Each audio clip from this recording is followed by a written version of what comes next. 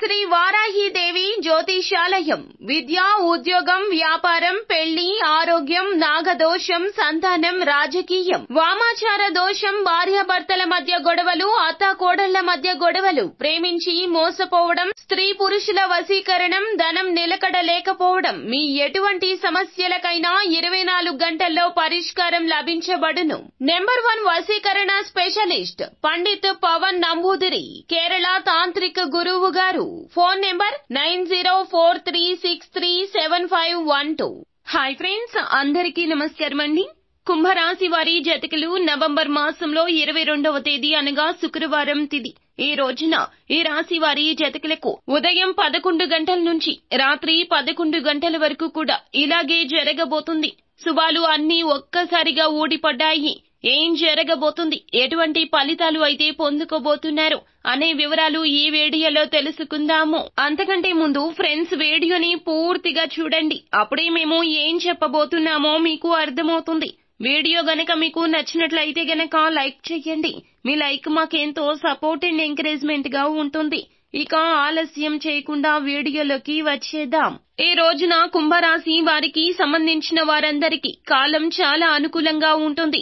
గోచారం ప్రకారం శుభ శకునాలు కనిపిస్తున్నాయి. పట్టిందల్లా బంగారమే అని చెప్పడంలో కూడా ఆశ్చర్యం లేదు.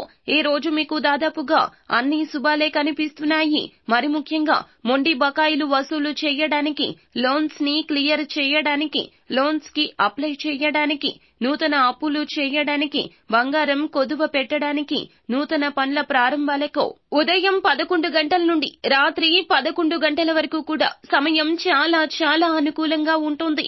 డబ్బులు ఇచ్చి చాలా సంవత్సరాలు అయ్యింది, అప్పుగా ఇచ్చిన మా డబ్బు తిరిగి రాలేదు అనుకున్నవారు ఈ రోజున మీరు ఈ సమయంలో ప్రయత్నించండి. కొంతలో కొంతైనా మీకు సొమ్ము దక్కే అవకాశం ఉంది. ఈ రోజున కాంట్రాక్టర్లకు బిల్స్ చేతికి వచ్చే ఛాన్స్ కూడా ఉంది. ఒక్క ముక్కలో చెప్పాలంటే ఈ యొక్క శుక్రవారం తిథి కుంభరాశి వారికి ఆర్థిక పరమైన అంశాలు అన్నీ కూడా చాలా చక్కగా కలిసి వస్తాయి. ఇందులో మాత్రం ఎలాంటి సందేహం లేదు. పక్క వాళ్ల మాటలను అస్సలు పట్టించుకోవద్దు. మీ కెరియర్ మీద మాత్రమే ఫోకస్ చేయండి. ఎవరు ఎన్ని మాటలు అన్నా పట్టించుకోవద్దు. మీరు ఏదైతే చెయ్యాలి అనుకుంటున్నారో ఆ పనులను మాత్రమే చెయ్యండి.